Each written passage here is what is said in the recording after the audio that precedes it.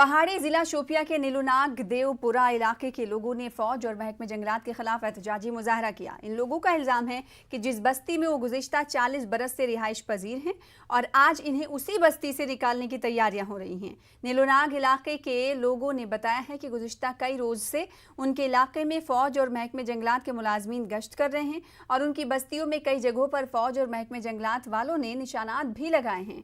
बस्ती के लोगों को बताया गया है कि फौज इस जगह पर क़याम करेगी और उन्हें दूसरी जगह मुंतकिल किया जाएगा। इस हवाले से महकमे जंगलात के एक आला अफसर ने फ़ोन पर बताया कि उन्हें इस बस्ती में फ़ौज के रहने के लिए जगहों की निशानदही करने के अहकाम सादिर हुए हैं और इसीलिए मकामी मकीनों को रियायत देने पर गौर किया जा रहा है।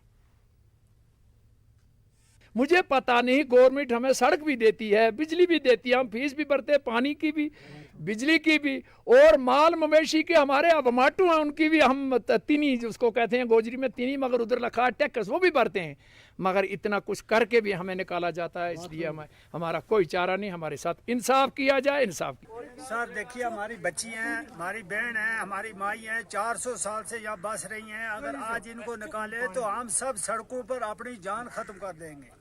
फिर हमें किस लिए ये बाल बच्चा है? ये जब मर जाएंगे, ये भूखे मरेंगे। हम माल मवेशी पालते हैं, भैंस पालते हैं, गाय पालते हैं, उनका दूध बेकरी करते हैं, कलेड़ी बेचते हैं, तो अपना सारा करते हैं।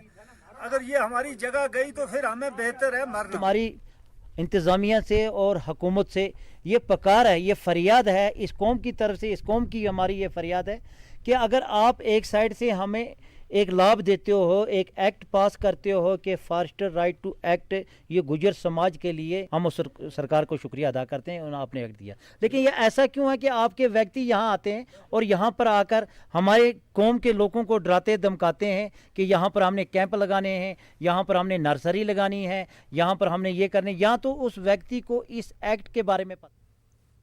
फिलहाल इसी के साथ रुकेंगे छोटे से ब्रेक के लिए, कुछ और खबरों के साथ चलवा